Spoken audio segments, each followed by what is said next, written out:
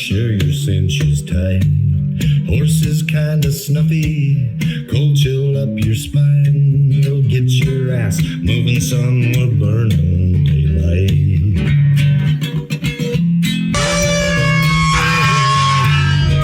Howdy there, I'm Matt McKinley and we're burning daylight. In the saddle till the job's done right. Welcome to Burnin' Daylight, the only podcast for the working cowboy.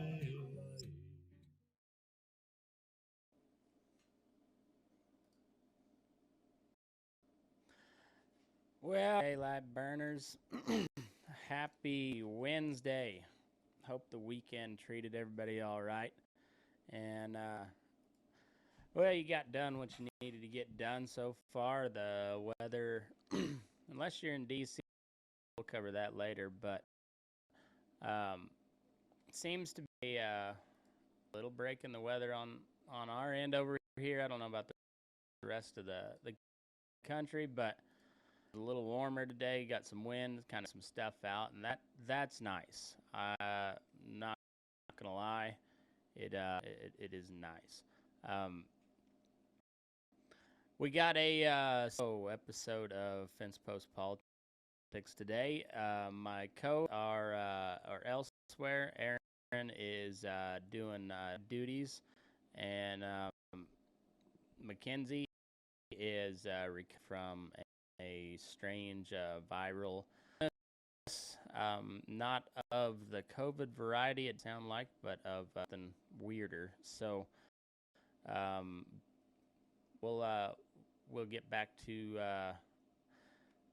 having a co-host soon, I hope. But for now, you're stuck with me, and I think you'll get over it. Maybe I don't know, but it's the first episode of 2022. I would like our first Fence Post Politics episode of 22, and I would like to thank everybody for continuing to tune in. Lot to talk about.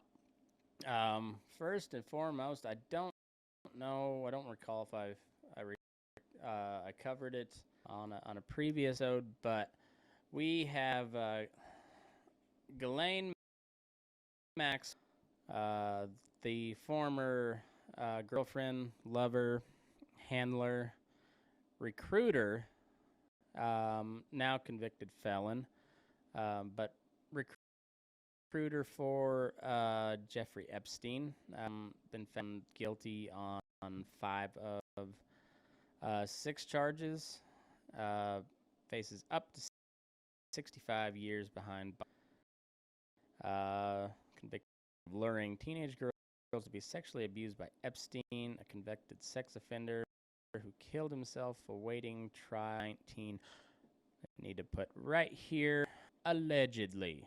Her brother Ian Maxwell has said that she will not cut a deal with prosecutors in exchange for a lenient sentence and will instead maintain her innocence. Prosecution confirmed no plea bargain offers were made or received at trial. He told the Sunday Times newspaper, "I expect that position to be maintained." Also said that his sister, Epstein's former girlfriend, would not on December 31st. I don't know what Ghislaine has to say about Ghislaine. I don't know exactly how you say her name. Ghislaine has to say about anyone else. Her position is that she did not participate or was aware of these terrible activities. He said, so her logical position must be that it's to be continued, and therefore suddenly going to start producing. Therefore, why suddenly going to start producing names and who knows what? So I don't think that's going to happen. Ian, there's her brother, Ian Maxwell. Ghislaine Maxwell's siblings have ardently supported her throughout her trial and said in a statement they firmly believe in her innocence.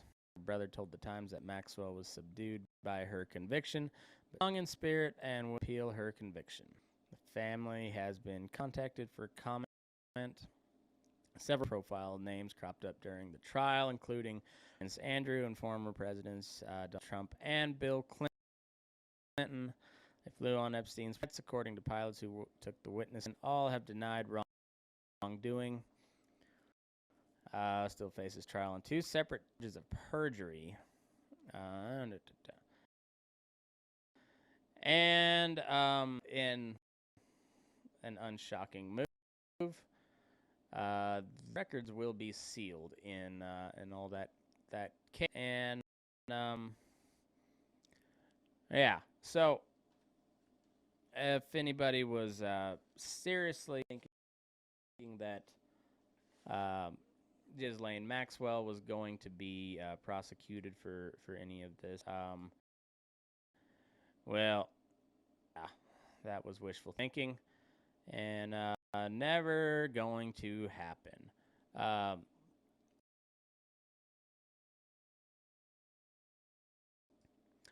Next up, we have another trial that just came to an end.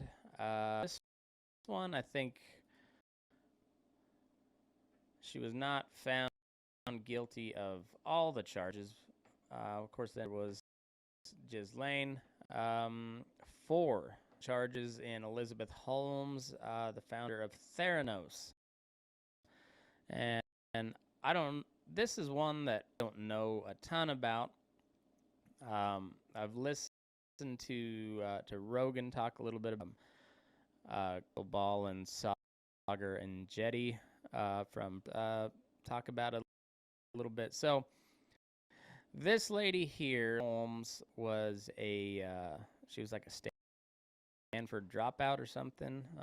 Theranos founder Elizabeth Holmes, a one-time billionaire and darling of Silicon Valley, who promised a revolutionary blood testing technology, has been found guilty of 4 charges in her criminal fraud trial. Jury of 8 men and 4 women were handed the kings and testimony from 32 witnesses. Deliberations lasted more than 50 hours over 7 days. In the end of the jurors convicted of 1 count of conspiracy to commit wire fraud and 3 counts against specific investors. U.S. District Court Judge Edward Vela will sentence at a later date. She was found not guilty on 4 charges, and the jury determined there was no verdict on the other 3. Jurors told Vela earlier Monday that they were deadlocked on 3 of the 11 charges. They later declared a mistrial on those 3 counts, and scheduled meetings anticipate she will appeal.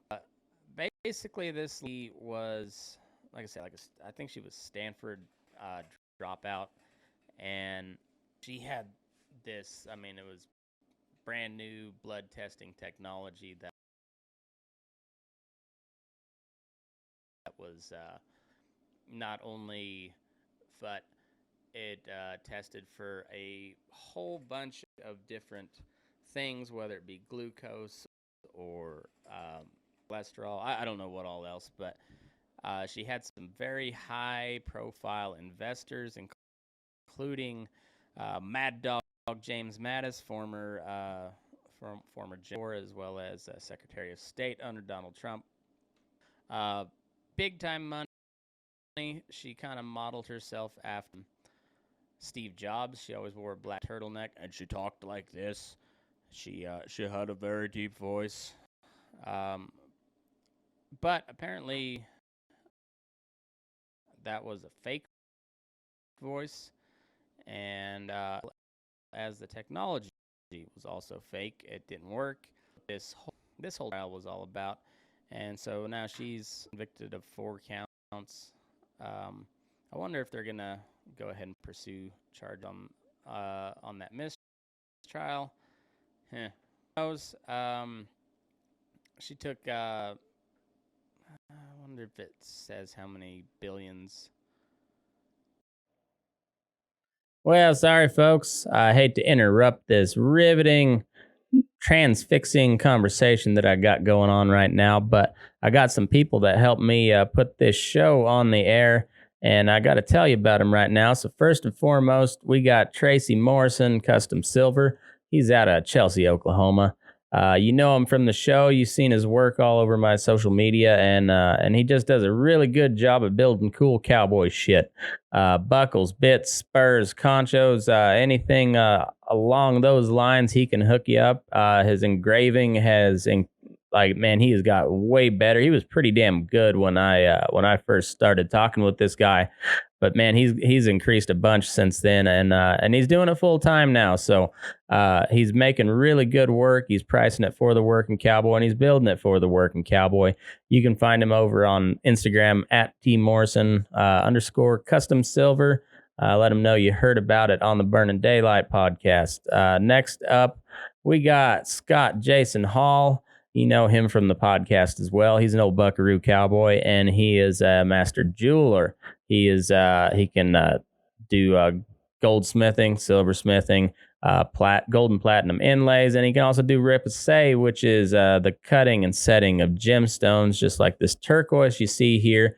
He made that for my wife, and he is an artist through and through. He also does a pen and ink sketch, and he's just, I mean, he's one of my good buddies, and just a hell of a cowboy, and even, I mean, just his artwork is just incredible. So you can find him over on Instagram at Cow Camp Life, or over on Facebook, Hall's Rocky Mountain Jewelry, and let him know you heard about it on the Burnin Daylight podcast.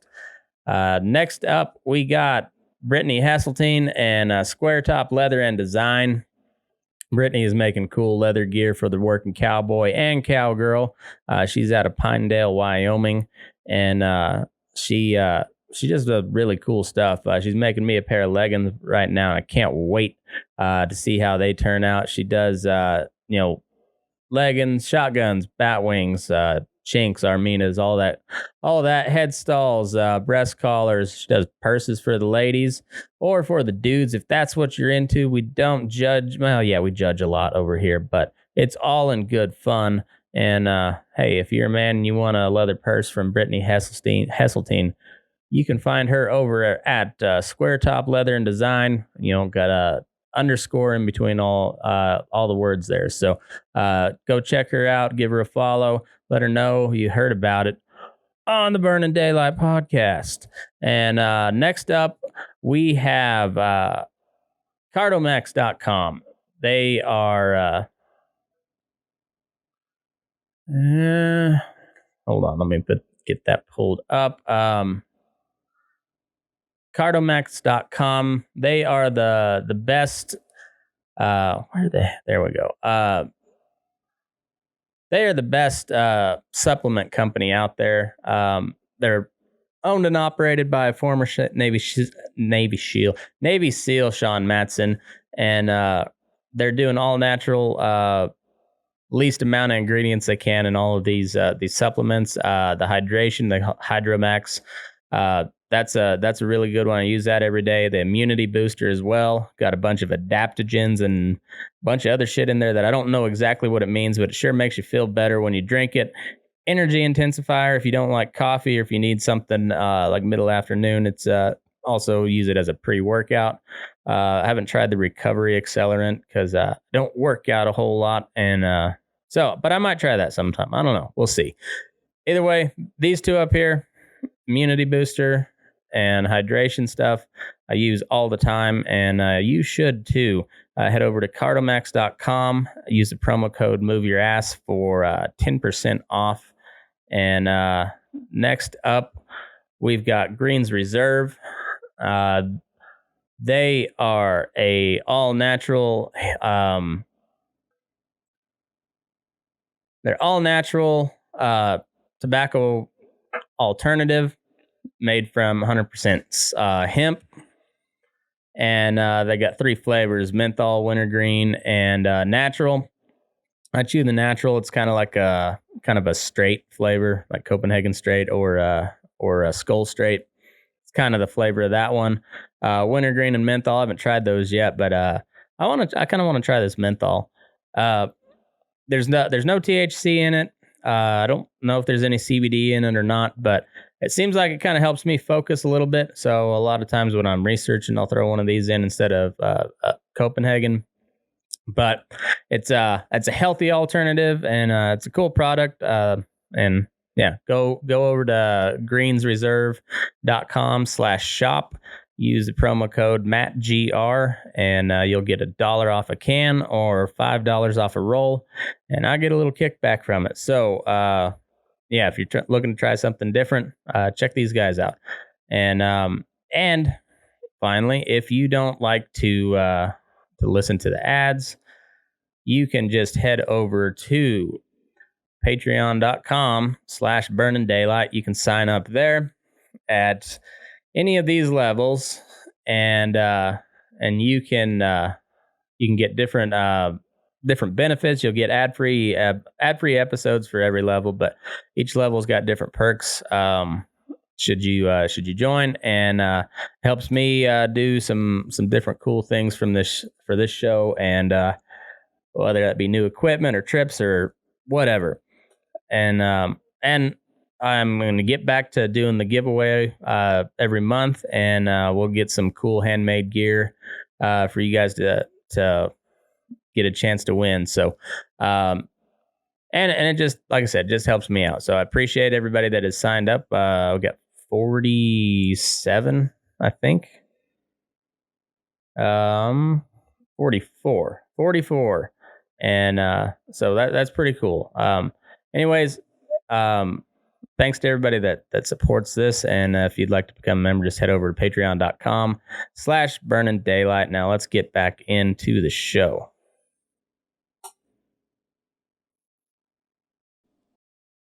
Oh, here we go. On the screen, we have quite a large amount of money that this chick was able to raise.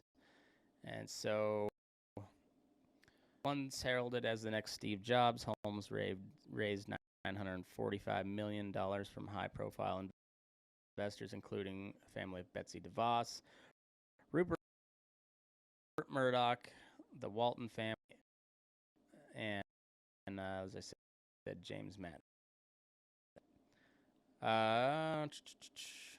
She was convicted of defrauding PM Healthcare Master Fund.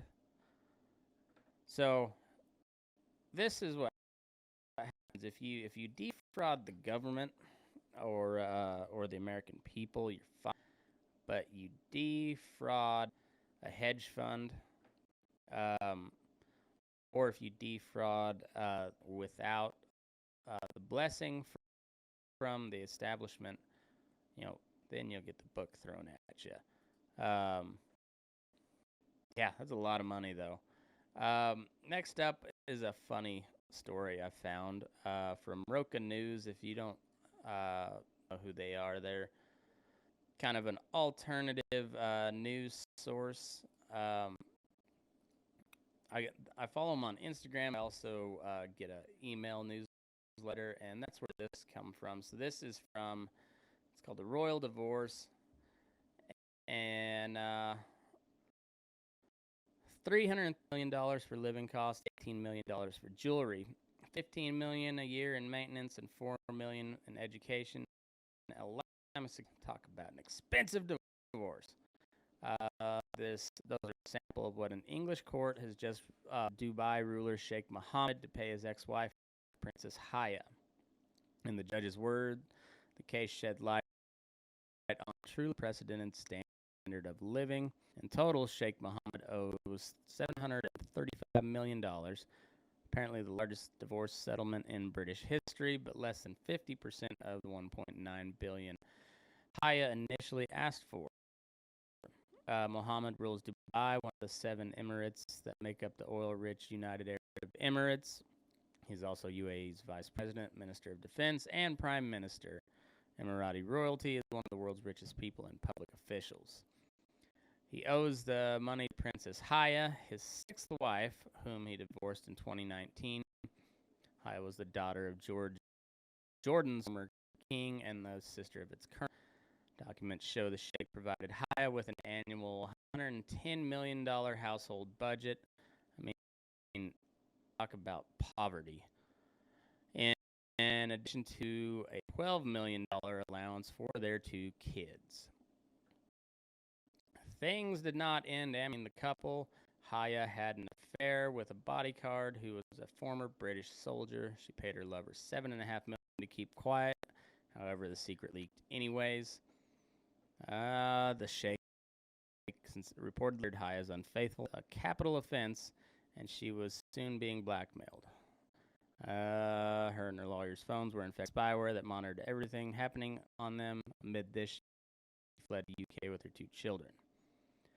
A 2-year-long legal battle that pitted the royals against each other. The lawyer representing Haya advised Prince Charles during his 1996 divorce as Diana. Among many celebrities, the Sheikh's lawyer had represented Guy Ritchie in his divorce from Madonna. Of the must pay Haya, millions will go towards their security. The judge called the situation absolutely unique. The main threat they face is from the Sheikh himself, not from outside sources. The judge added that the Sheikh has the full weight of the state at his disposal. That's a very spooky conundrum that lady finds herself in. Granted, she is royalty from another Middle Eastern kingdom. However, though, UAE is one of the richest countries in the world just from sheer oil money. And yeah, full power of the state at its disposal. That's not a fun thing to be down, I would imagine. The remaining funds will go toward making sure Haya's family can continue living like royalty. Judge ordered the sheikh to pay $1.9 million for a new kitchen, including a pizza oven. $500,000 for vacation meals. Just the meal vacation is $500,000. $368,000 for horses. Is this Princess Haya hot? I don't think it matters. 300. She must not be very into horses. Those Arab horses are worth buku money. I don't know what good they are. They pay a lot of money for them. Anyways, $368,000 for horses. If you're looking for the state Princess Haya, you know, 368. I could live comfortably on that.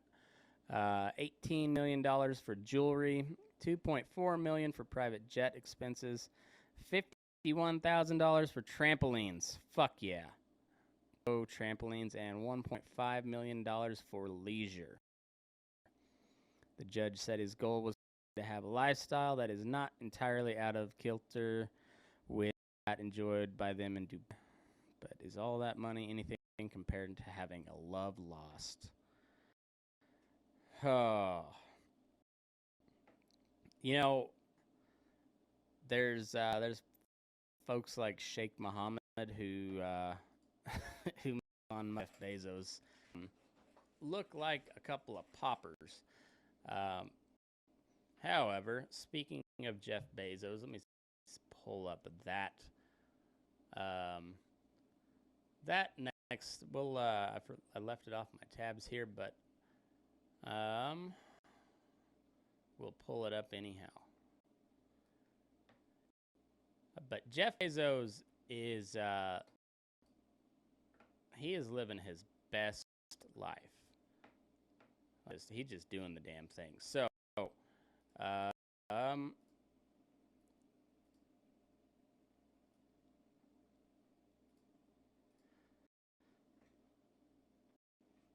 shirtless Jeff Bezos cozies up to girlfriend Lauren Sanchez on yacht during St. Bart's getaway.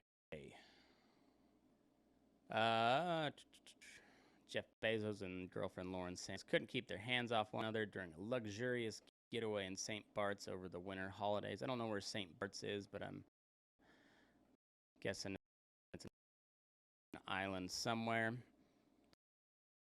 57-year-old Amazon co-founder went shirtless for a day. Fuck, I wonder. Jeff Bezos is on the juice. The dude is kind of jacked.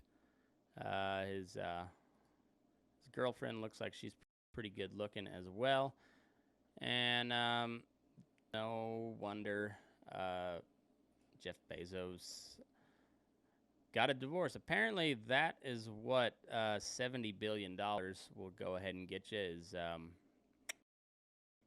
It's a steep price, but you get to go do that for the rest of your life. So I guess good on you, Jeff. Yef. And yeah. Oh, they canoodling on a beach in athletic or leisure wear during a hike. I think at some point he was wearing like a disco suit. And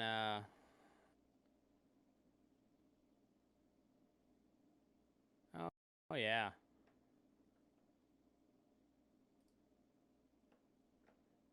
Pop that up there. He's yeah, good for Jeff Bezos. You know, as you're destroying small businesses and whatnot. Uh, well, at least you're having fun. Good for you. Good for you. And I don't know. Do your thing, Bezos. I guess do your thing. Um, on a field of the day, we have a doctor with a very keen eye. Hockey fan spots cancerous mole at game and delivers a life-saving note. Nadia Popovici wrote a message on her phone with mole, cancer, and doctor in bright red text to get the attention of Ryan. She looks like she's a pretty attractive lady, but you can't tell because she takes COVID very seriously. She is a doctor though, so that would make sense. I think she's a doctor. Maybe she's not a doctor. Doesn't say. We'll read on through. Nadia Popovici kept shifting her eyes from the hockey game to the back of Brian Hamilton's neck. Mr. Hamilton, assistant equipment manager for Vancouver Canucks, had a small mole there. It measured about 2 centimeters and was irregularly shaped and red-brown in color. Possible characteristics of a cancerous mole, signs that Miss Popovici had learned to spot while volunteering at hospitals as a nursing assistant. All right, so she's not a doctor, but a nurse's assistant or nursing assistant. So CNA, I'm guessing, maybe an RNA. No, RNA is a nurse. Maybe I already knew, but if so, why was the mole still there? She concluded that Mr. Hamilton did not know. I need to tell him, Miss Popovici, 22, told her parents at the October 23rd NHL game. The Canucks and the Seattle Kraken at the Climate Pledge Arena. Hell of a name for I mean, it just sounds like a fierce place to go play the Kraken in Seattle. Great mascot, though, the Kraken. Miss Popovici typed a message on her phone and waited for the game to end. After waving several times, she finally drew Mr. Hamilton's attention and placed her phone against the plexiglass. Mole on the back of your neck is possibly cancerous. Please go see a doctor, the message read, with the words mole, cancer, and doctor colored bright red. Mr. Hamilton said he looked at the message, rubbed the back of his neck, and kept walking, thinking, well, that's weird. Ms. Popovici said she regretted the message and thought at the time maybe that was inappropriate of me to bring up. After the game, Mr. Hamilton went home and asked his partner if she could spot the mole. She could. He asked the team doctor if it was worrisome. It was. Then after he had it removed and waited for the biopsy results to see if the fan sitting behind the team's bench had been right. Indeed, Ms. Popovici was correct, and she had just saved his life. She took me out of a slow fire, Mr. Hamilton said at a news conference on Saturday, his voice quavering at times. And the words out of the doctor's mouth were, if I ignored that for 4 to 5 years, I wouldn't be here. Specifically, the doctors later told him it was type 2 malignant melanoma, type of skin cancer, because it was detected early, could be easily removed and treated. Dun, dun, dun, dun. So, very observant. apparently it just caught her eye. Maybe it was it said it was 2 centimeters. So I don't have a ruler in here, but that's not very big. And so good eye, Miss Popovici. Just say your name was Nadia Popovici. Good on ya. Good eye. And yeah. Congratulations to this Hamilton fella for not having cancer anymore.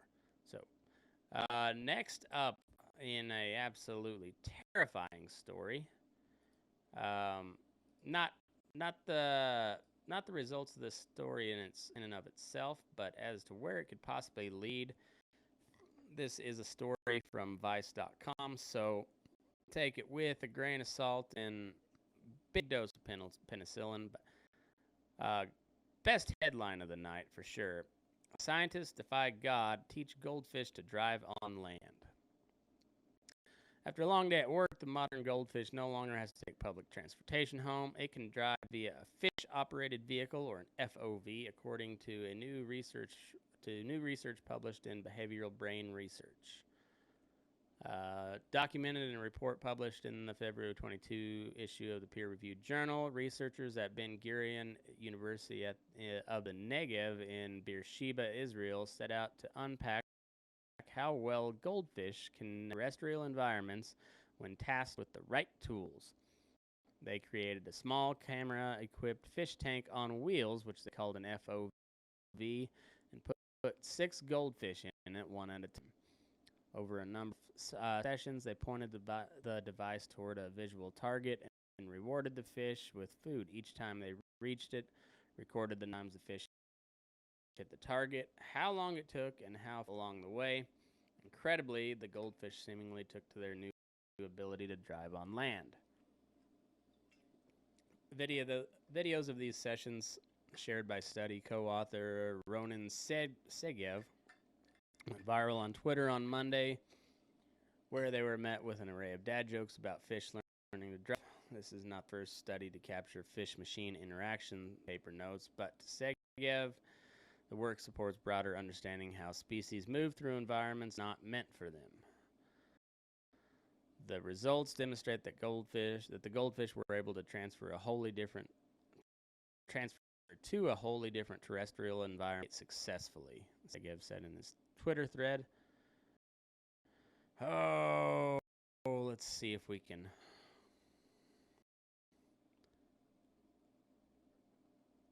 I don't know if my internet will allow this, but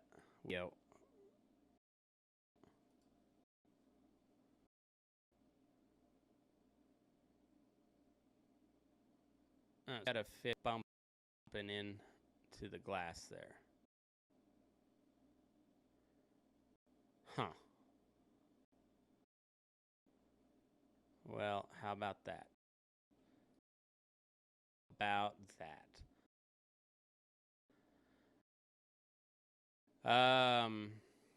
Fish managed to avoid dead ends and inaccuracies over the course of trials, Segev notes.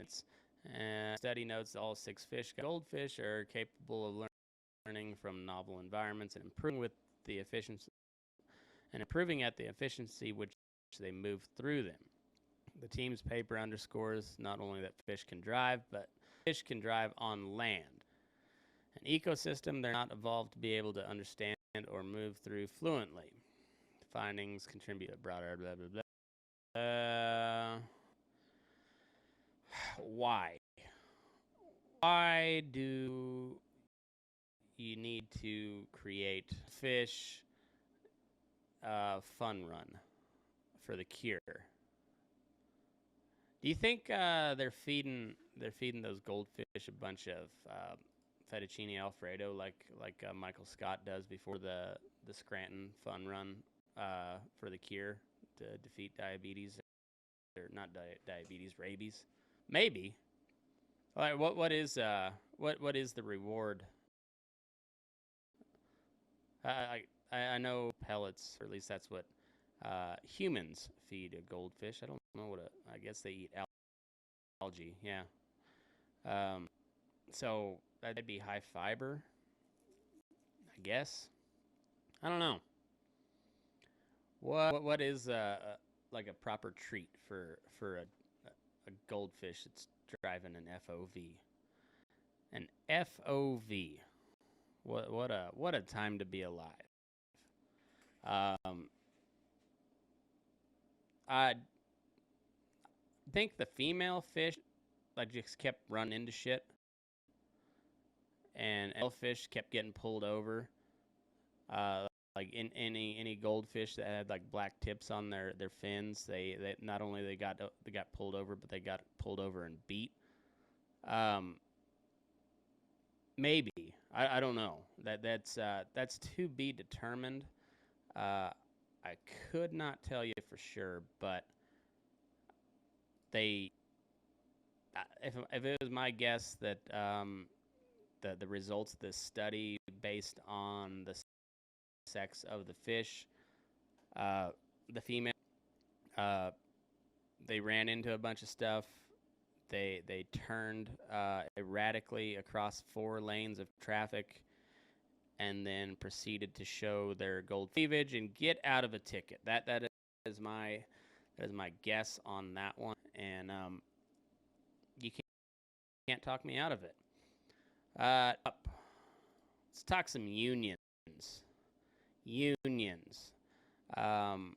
Unions have got several big stories over the last couple of weeks. There was a big strike with the Kellogg. I think it was or something, but a Kellogg factory.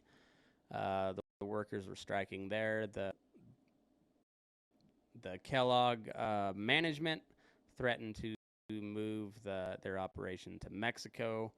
A bunch of backlash, and that I'm not sure the status of the Kellogg one, but that just one in particular. There's like a mine down in Arkansas, a coal mine that is striking. But now the Democratic National Committee staff chose to unionize. Committee chose to unionize on Tuesday, with 2/3 of the eligible staff signing union cards to make the vote official. The DNC staff's decision to unionize with Soy's International Local Union 500 marks the most significant organizing effort in politics yet. As the Democratic Party's main organizing apparatus, its decisions can help for political campaigns, private firms, and other party workforce follow suit. Throughout this process, our aim has only been to improve the lives of staff at the DNC, but to ensure that our staff, no matter where they live, are protected and given the resources they need to thrive in their own careers and succeed in our mission to elect Democrats up and down the ballot, DNC staffer and union leader Allison Go said in a statement. Former Rep. Donna Edwards out of Maryland served as an independent of the card count. The union will now formally negotiate with the DNC. Management has publicly supported the employees' union drives. I would bet that there will be some sort of grievance brought on the DNC in the next, let's be generous and say 3 years. 3 years, and there will be some sort of issue between the DNC and their staffers. Today, as I'm recording this, is January 4th, so we are 2 days shy of the worst day in American history. Worse than the Civil War, worse than 9/11, definitely worse than what those dirty Japs did on Pearl Harbor.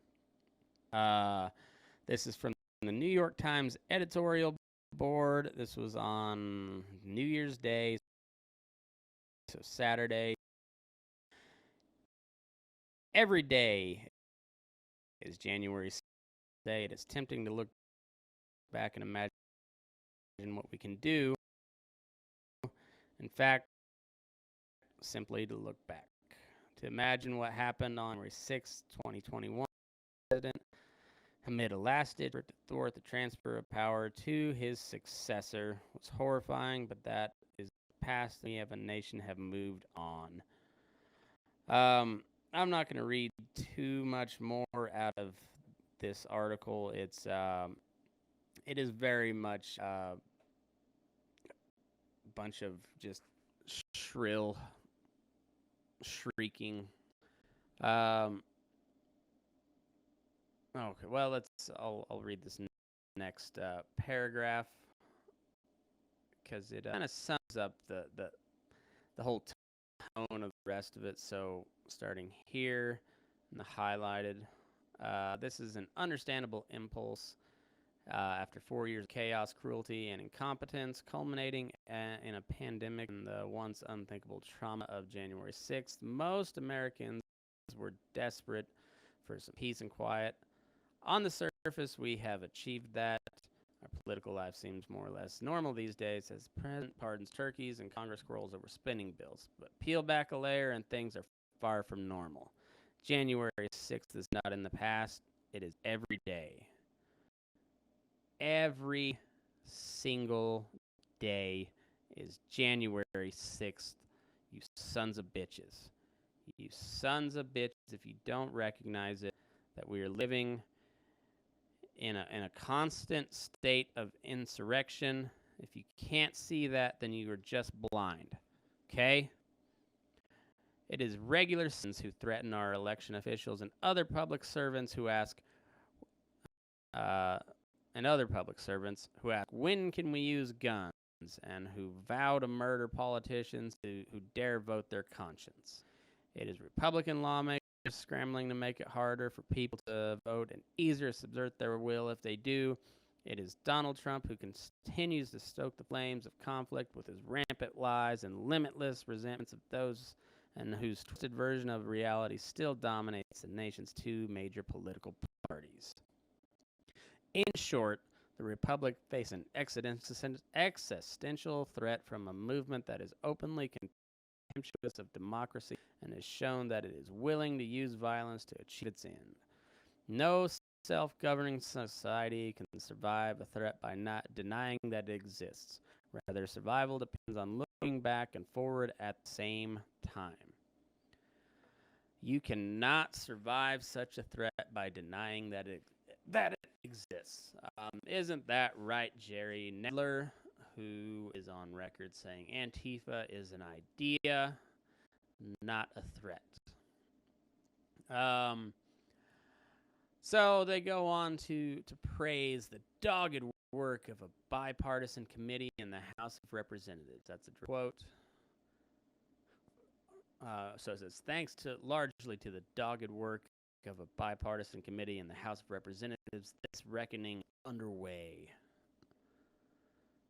We got to take full account of the terror on that day a year ago, almost a year ago. Maybe we'll do a moment of silence for American democracy on the bull session, and then have a sip of homies, one way or the other. For now, the committee's work continues. It has scheduled a series of public hearings in the new year to lay these out and other details, and it plans to release a full report of its findings before the midterm elections, after which, should Republicans regain control of the House as expected, the committee will undoubtedly be dissolved. So they're basically tipping their hand that they are going to lose, and they know it, and they are going to do as much as they possibly can with this January 6th commission. Liz Cheney, probably going to run for president. She's probably going to lose. First off, she's going to lose her reelection in Wyoming, I think, unless she has decided she's not going to run. I think she's still running, but I'm not 100% for sure. But should she go ahead and run for re-election, she's got a pretty uphill battle. The Wyoming State GOP has told her that you are no longer a Republican. and she has been censured. She has had a within her own state. She has had a very kind of entertaining fall from grace. However, she has become sort of a what do you call it? A martyr. She's become kind of a lightning rod for the Democrats who still cling. Some of them still cling to the idea of bipartisanship being a good thing. Yeah. So I don't know who all is on the January 6th commission from the Democratic side. I'm sure they are just lovely people. And then you have Adam Kinzinger, who's a douche, and Liz Cheney, daughter of a literal Bond villain. No, not literal. Real life Bond villain. Capitol Riot panel weighs televised hearings in prime time. That ought to be good. Chairman Benny Thompson out of Mississippi. The House Committee investigating the January 6th riot at the Capitol is considering holding televised hearings during primetime viewing hours so that the public can have the best opportunity to hear testimony and evaluate evidence, the panel's chairman said. Maybe a series of hearings, Representative Benny Thompson, a Mississippi Democrat, said Tuesday in an interview. The public needs to hear from people under oath about what led up to January 6th and to some degree what has continued after January 6th. The hearings could occur in late March or early April, but no date has been set. Thompson added, "We're working towards that." I think it's a brilliant idea. I'd like to watch some of it. Congressional hearing conducting during what is considered television's prime viewing time would be unusual. Most such proceedings are held during business hours, sometimes carried on the C-SPAN Public Affairs Network. Such hearings would likely heighten the partisan rancor surrounding the work of the committee, which is investigating the insurrection. There was no insurrection. By a mob of supporters of former President Donald Trump while Congress was certifying the Electoral College vote for the 2020 presidential election. The panel is made up of 7 Democrats and 2 Republican critics of Trump. So just real fair and balanced, as they say over on Fox News. And in the last little bit of January 6th news, Donald Trump is planning, well, no, now it says it cancels. So, article from Politico, Trump cancels January 6th event amid GOP complaints. They might have a point. Senate Republicans can now breathe easier on January 6th. Former President Donald Trump's announcement Tuesday evening he would cancel a previously planned press conference is good news for Senate Republicans who earlier in the day openly fretted that he would pull their party back into debating his false election claims. Also ensures that Republicans won't have to keep one eye on the TV on the anniversary of the Capitol attack, nor will they face a deluge of questions about Trump in the immediate days. I don't think it's a good idea, said Senator Shelley Moore Capito of West Virginia when asked about the press conference earlier Tuesday. I guess it depends on what he's going to say, but early assumptions are that it's going to be an aggressive statement. I just don't think it's a good idea. Similarly, Senator Joni Ernst of Iowa said she wanted to stay focused on congressional activities. And Senator Pat Toomey of Pennsylvania, who voted to convict Trump over his role in the January 6th attack, said the event wasn't a terribly good idea, but added, well, what am I going to do about it? I kind of like Pat Toomey a little bit. He's less of a turd than some of them. I don't agree with his vote to convict Trump, but whatever. And those were the members who decided to even talk about it. Even as former president continues to defend the rioters who attacked the U.S. Capitol, Senate Republicans largely prefer to ignore him, still seeing scant purpose in provoking a prickly Trump, blah, blah, blah, blah, blah, blah. It's a free country, and you're entitled to say whatever you want to say on a subject with some limitations, but I think the country has moved on, said Senator John Cornyn of Texas. I think that's where we ought to focus. I think that's where we ought to focus our efforts is on getting things done for the American people and not relitigating issues that have already been decided. That's a good statement from John Corden. Not a chance he will follow through with that, but it's a good statement. Good thoughts. Good thoughts. And this last story. Well, I guess we got one more after that. But the second to last story, I thought this was popped up on my Twitter feed yesterday, or so Monday, and I thought it was pretty entertaining. So this is from the LA Times. Patton Oswalt explains himself after nice Dave Chappelle's post goes sideways. Patton Oswalt doubled back over the weekend after attempting to have a nice comment thread on a photo he posted with longtime friend and fellow comedian Dave Chappelle. Kind of a cool story to start with. Both comics were performing at Seattle Center venues Friday night. Oswald at 3,000-seat McCaw Hall and Chappelle at 17,500-seat Climate Pledge Arena. There we go again with that Climate Pledge Arena. That is an awful name. Chappelle invited his longtime buddy over to do a guest set, after which Oswald posted a photo of them together and a note in the spirit of the season. Finished me a set at McCaw Hall and got a text from Dave Chappelle. He wrote Friday on Instagram, come over to the arena he's performing in next door and do a guest set. Why not? I waved goodbye to this hell year with a genius I started comedy with 34 years ago. He works an arena like he's talking to one person and charming their skin off. Anyway, I ended the year with a real friend and a deep laugh. Can't ask for much more. Chappelle has been a lightning rod since he came under fire last year for making comments that many perceived as transphobic in his most recent Netflix special, The Closer. The fallout led to an employee walkout and protest within Netflix, along with pockets of support for Chappelle. Pockets of support.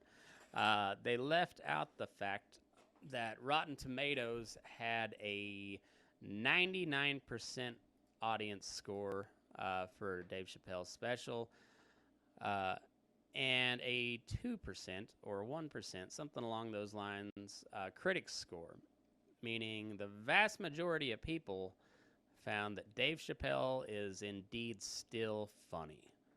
But that's what they call pockets of support for Dave Chappelle. One of the Netflix doesn't give their numbers on any of their shows, so it's hard telling how many people watched it. But it wasn't his best work, but it was pretty damn good. So there he goes. Patton Oswalt, if you don't remember him, he's kind of the nerdy, chubby guy from King of Queens. Actually a pretty funny guy, or at least once was. As with a lot of Hollywood, went full left wing into the progressive woke bullshit, and has been pretty insufferable on Twitter. But commenters weren't letting Oswald off the hook for touting his friendship, let alone performing with a quasi-canceled person, at least not without an explanation. A quasi-canceled person. He was performing a sold-out show at a 17,500-seat arena. Quasi-canceled. That explanation came the next day, but not before Oswald had deleted a lot of comments on his original posting. I naively deleted a lot of posts in the comment thread, critical ones from LGBTQ writers and posts by TERF, which is a acronym for Trans Exclusionary Radical Feminists. So, a bunch of purple-haired feminists, but they do believe that women are women and men are men, and trans are something completely different. All right, so critical ones from LGBTQ writers and posts by TERF/anti-trans orcs looking for clicks and giggles, he wrote. I wanted a nice comment thread about the pic with my friend Ugg. So this takes the cake. This was on January 3rd when he posted this.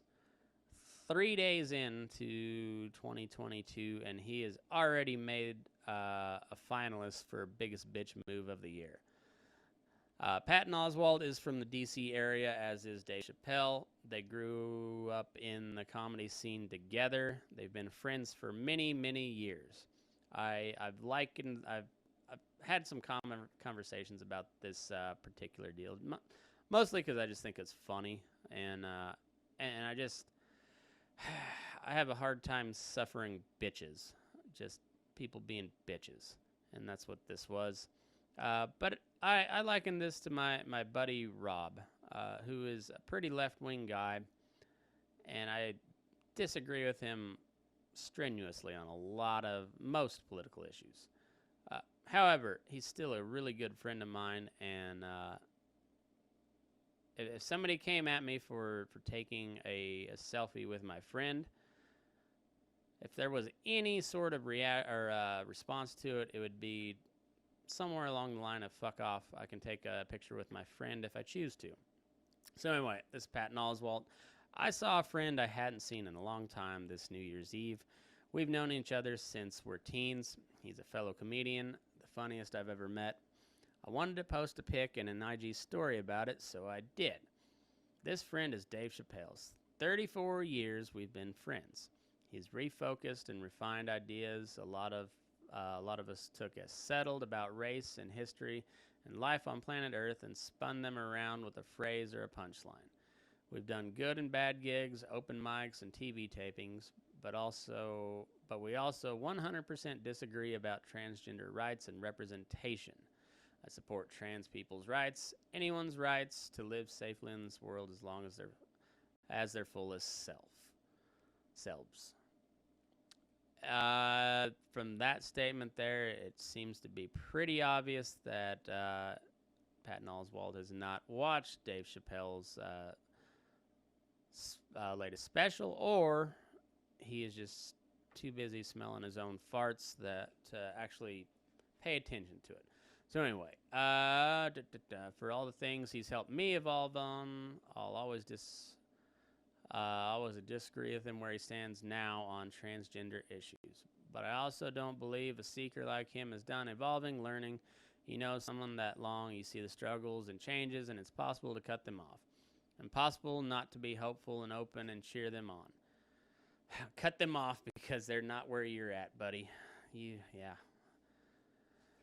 Also, I've been carrying a lot of guilt about friends I've cut off whose views with which I couldn't agree or changed in ways I couldn't live with. Sometimes I wonder, did I and others cutting them off make them dig their heels in deeper, fuel their ignorance with a nitro boost of resentment and spite? I'm an LGBTQ ally. I'm a loyal friend. There's frictions from those traits that I need to reconcile myself, not let cause feels of betrayal in anyone else. I'm sorry, truly sorry that I didn't consider the hurt this would cause or the depth of that hurt. I've been messaging a lot on IG today, and the back and forth has really helped guide me in writing this. I naively deleted a lot of posts in the comment thread, critical ones from LGBTQ writers, and shit posts from TERF/anti-trans orcs looking for clicks and giggles. I wanted a nice comment thread about a pic with my friend. Ugh, so easy to think someone else needs growth and miss the need in yourself. Gonna keep trying.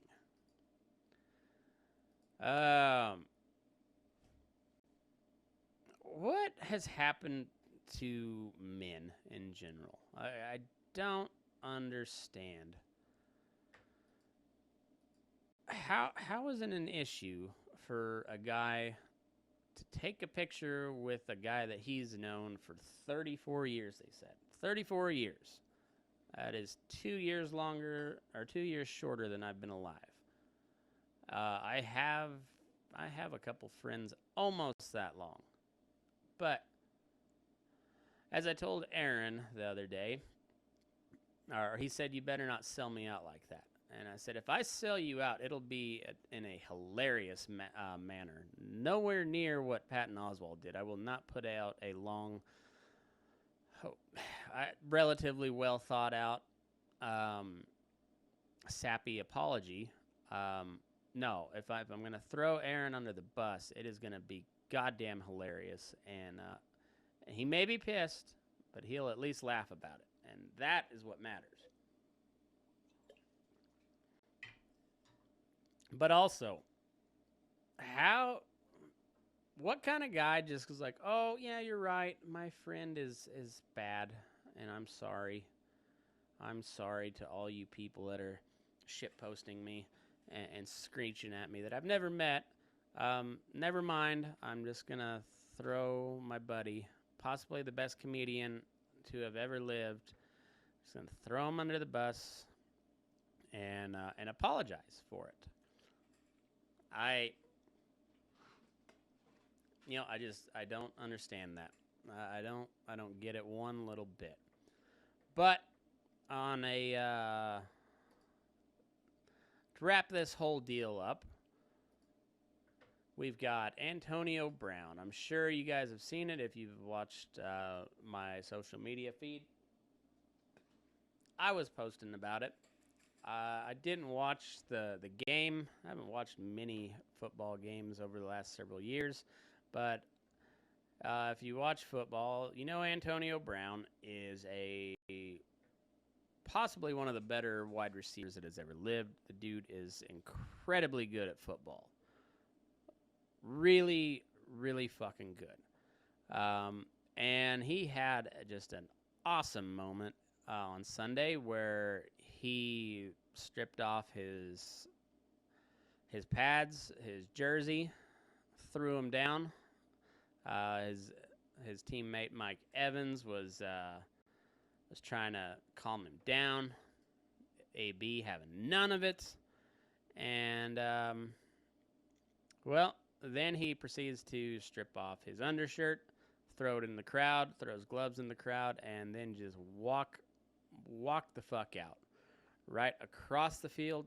He didn't go like around the corner of the end zone. Nope, he walked right across the field and chunked up the deuces and called. I thought it was an Uber. Turns out it was a Riot, like a professional chauffeur. Antonio Brown didn't have an Uber drive him away from the MetLife Stadium. Instead, he had a chauffeur to some of the NFL's biggest stars pick him up after a sideline meltdown got him kicked off the Buccaneers on Sunday. 33-year-old receiver was seen smiling in the back of New Jersey driver Danny Chalet's car on a post to the chauffeur's Instagram story. The post came hours after Brown stripped shirtless and angrily walked off the field during Tampa Bay's win over the Jets, ending his rocky tenure with the team. It meant Brown was not going to travel on the team jet back to Tampa. So, like I said, I don't know if you guys watched, but it was really funny. Truly, truly entertaining.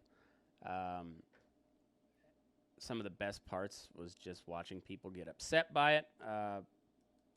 Especially on the conservative end of things.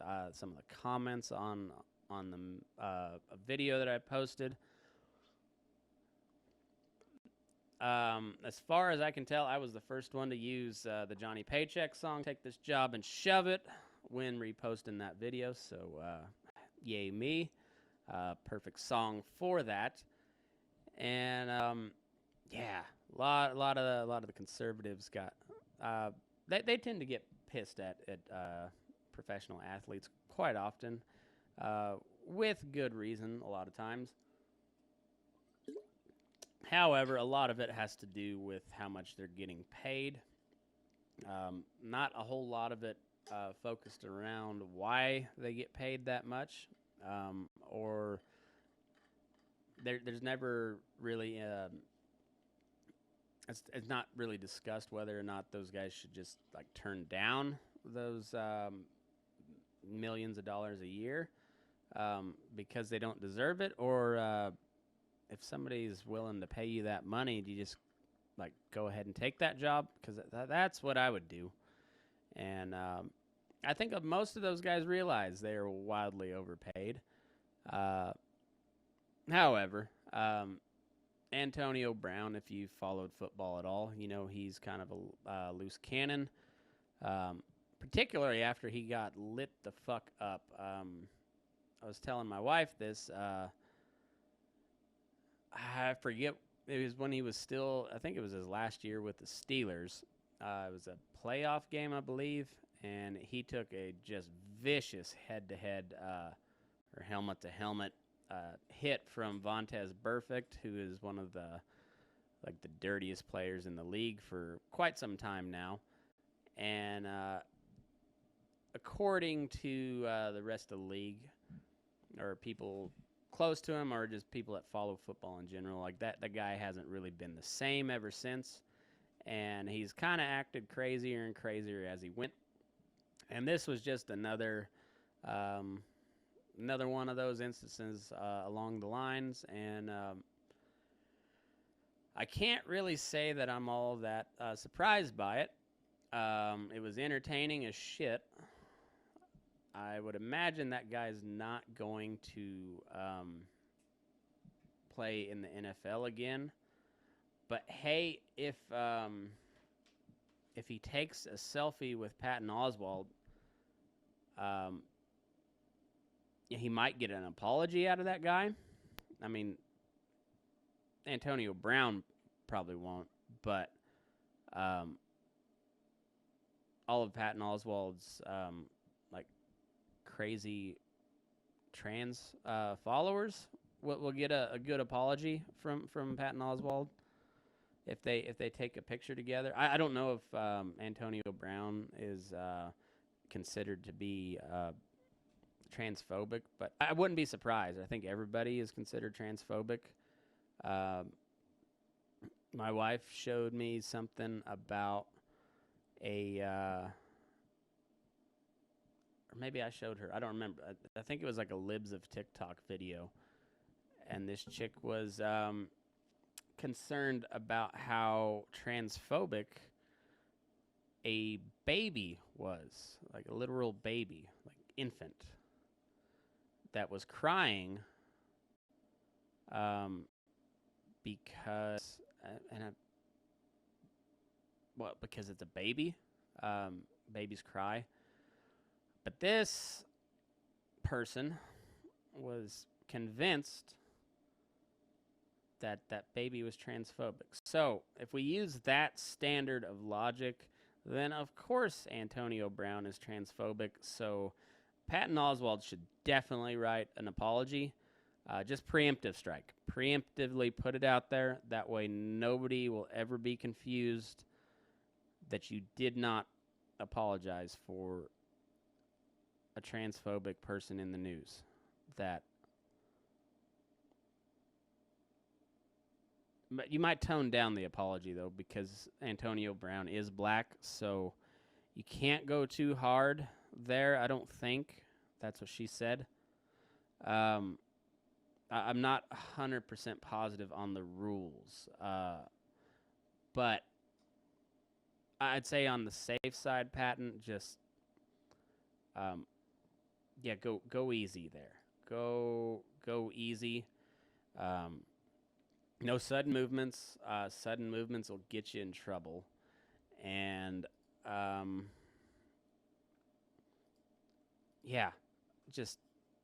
take it easy. No sudden movements.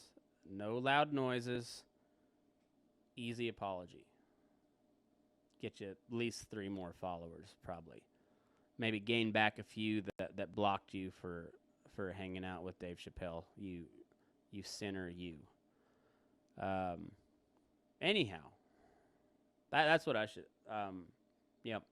Take a picture with Antonio Brown at Oswald, and then by association, you'll both be transphobic, and you'll need to do a good cleanse, probably rectally. I think that's how that goes.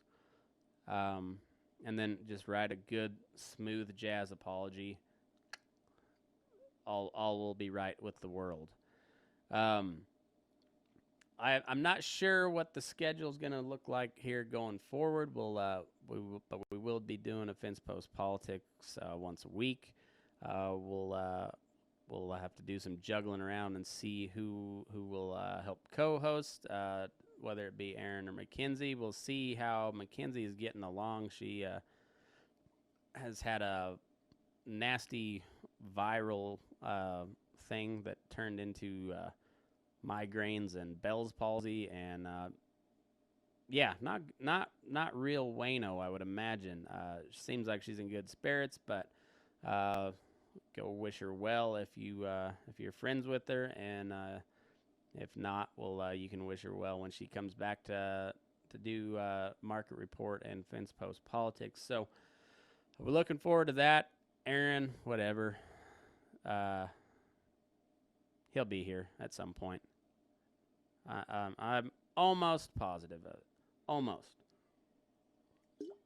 If not, I'll make sure to write out a very softly worded apology to the LGBTQ community on my behalf for being so harsh on what is clearly a trans person in my co-host Aaron. So look for that soon. It'll be on Twitter and Getter done. Apparently that's that. I didn't pull up that news story, but it's not much of a news story, I guess. But I shared on my story here a while. I guess it had been Friday or Saturday.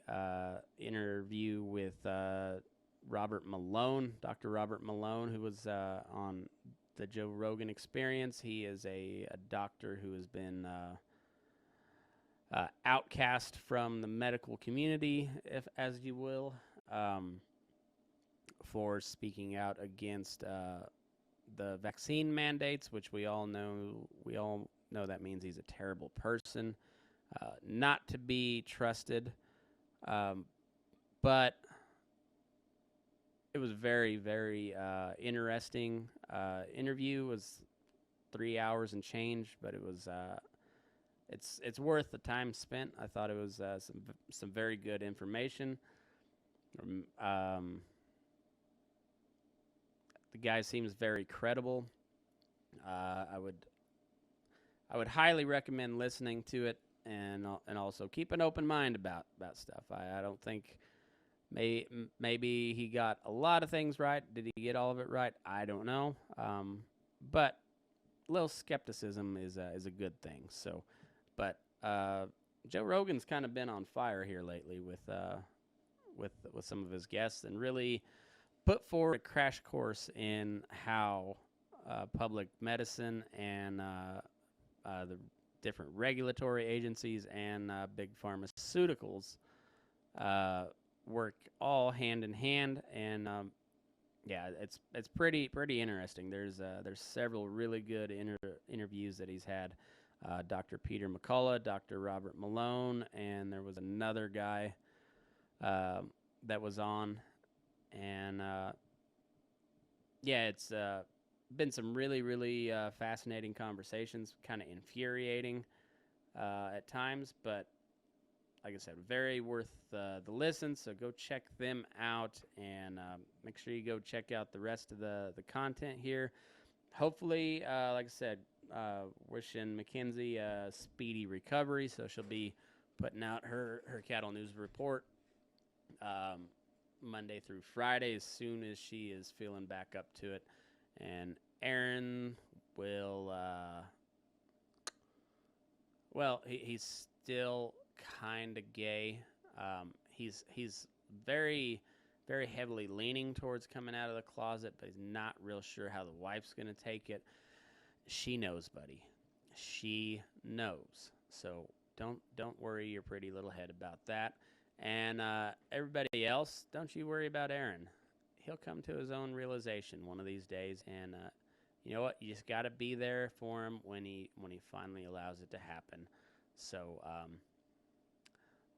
we'll just all try to do that. And then, maybe we can get a Patton Oswalt apology as well. Long shot, maybe, but I think we might be able to get one. So, anyways, if you are planning on being in Elko at the end of the month, the 28th and the 29th, we'll be doing shows at the Stage Door. I believe it's a $10 cover to get in. Not 100% positive on the start time, but it'll be 7 or 8. We'll be doing probably about 2 hours. As of right now, it's myself, Sam McHugh, and the Wampus Wilsons. May have a few others drop in, but it's going to be a good time. I know there should be at least, I know the Outside Circle's doing their thing over at the Star, and Rachel's been working on some other stuff, so we'll have them back on. Try to get try to do a podcast with the whole Elko crew here before we go. And anyway, so if you're in town, come see us. It'll be a good time. And have a good week and move your ass. We're burning daylight.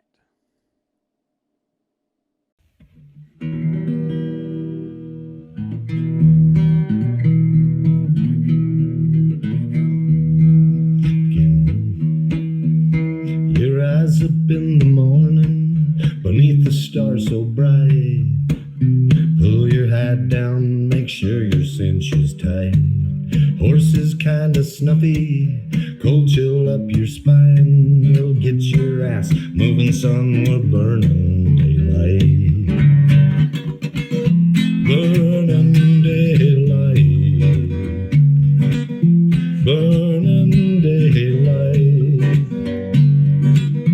In the saddle till the job's done right. Burning daylight. Well, life is just a gather, and you won't catch 'em all. But when you ride through the gate, make sure you sit up tall. I can see the horizon, it's looking pretty bright. Well, get your ass moving, son, we're burning daylight. Burning daylight. Burning daylight. In the saddle till the job's done right.